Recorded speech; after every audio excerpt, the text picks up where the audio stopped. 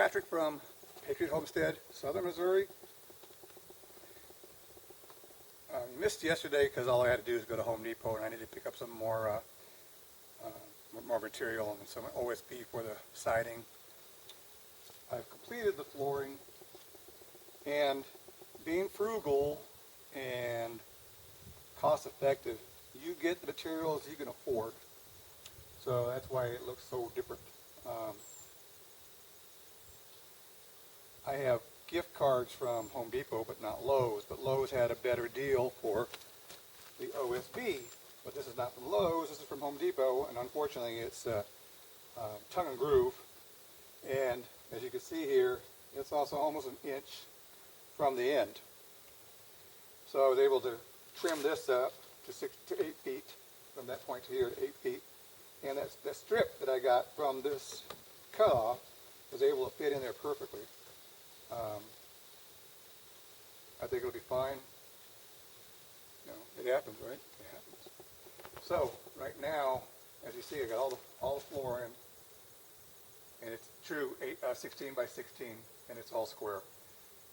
Finally.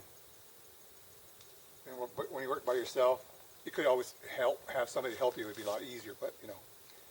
And again, being frugal, you only have so much cash and materials on hand for you to be able to do the job. So you do the best you can. And so I know it's not perfect. This is the way I'm doing it with the means that I have and the materials I have and the funds that I have. Can I do better? Oh, of course. If I had the right tools. If I had my air compressor, my generator working, that went out. So I can't run my chop saw. I can't run my air compressor so I can run my nailer. So it's taking me twice as long because I got to take every single nail. I bought a box of 4,000 for the air nailer.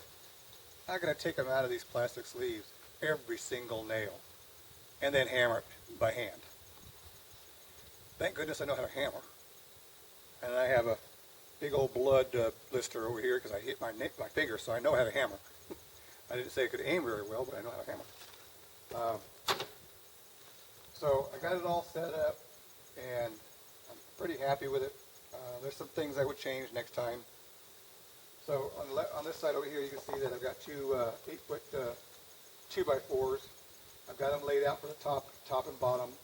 I'm getting ready to just take some nails and just start them at the bottom so that when I'm ready to determine, I'm going to have a double top plate and a bottom plate, which will make it a lot sturdier. And I want to figure out how much do I want to drop below the bottom plate with the OSB siding. I'm thinking maybe 1 inch. Is it the best? Well, for right now I think it's okay.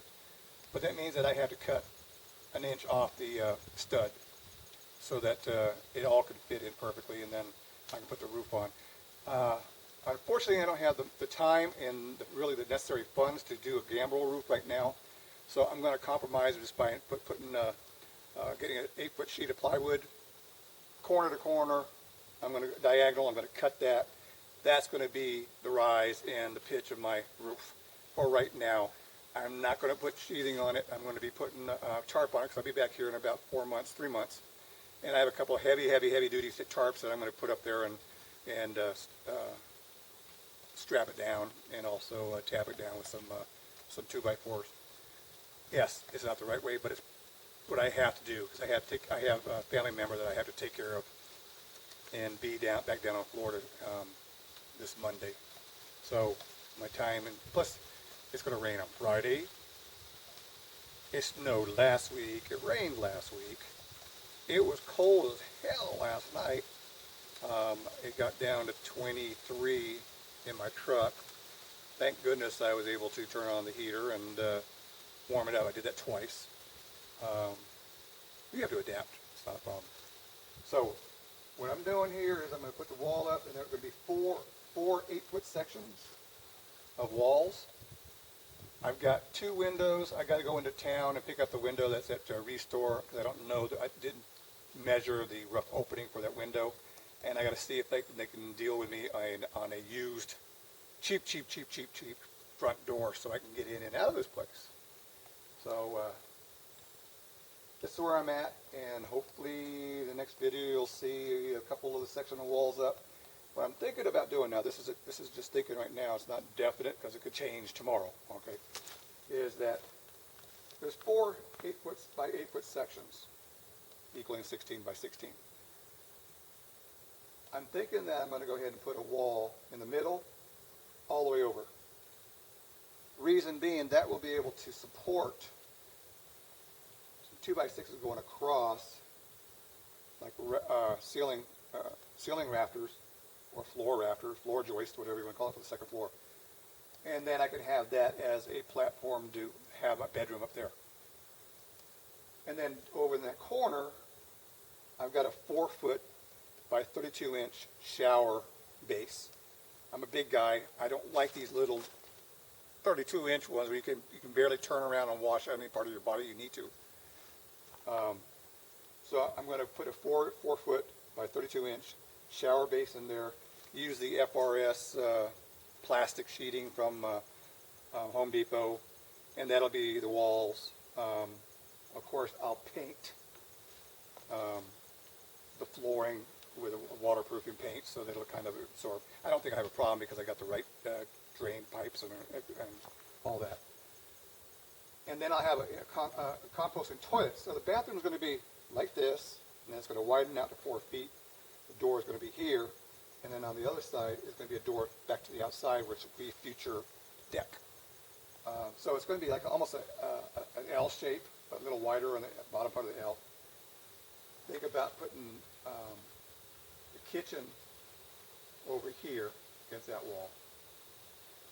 And then what it'll do is it'll leave a living room over here, and then I can put a wood-burning stove on the outside edge. I don't like, me personally, I don't like to have a hole in my roof.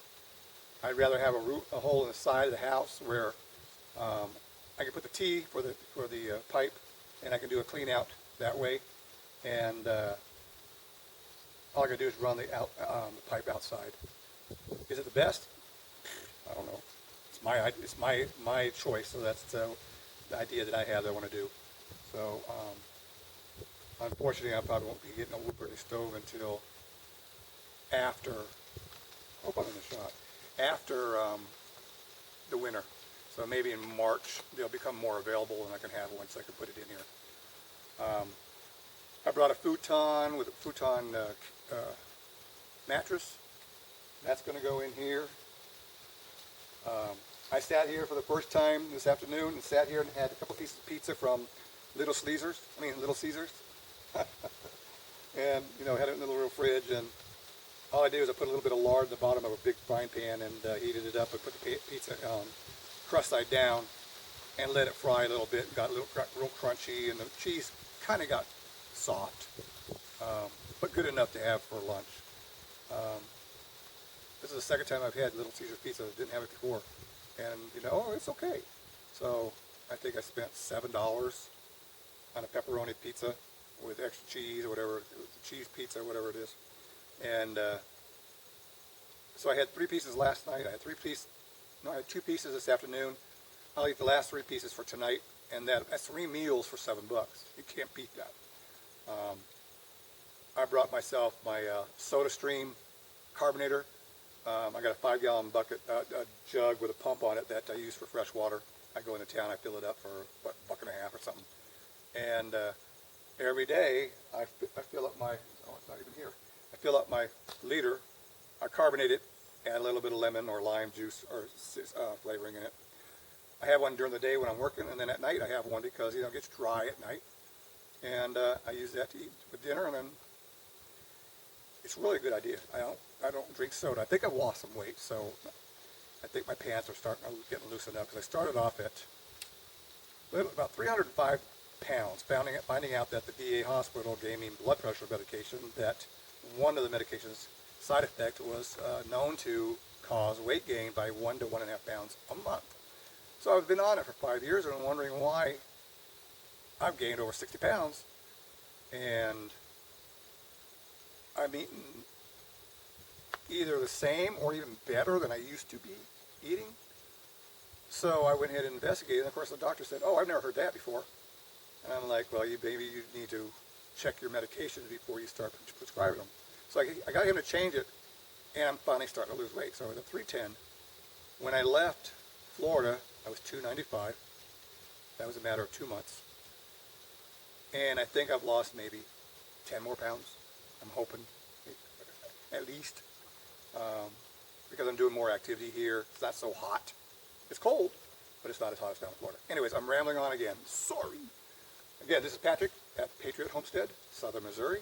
Hope you have a great day. God bless. Have a great day.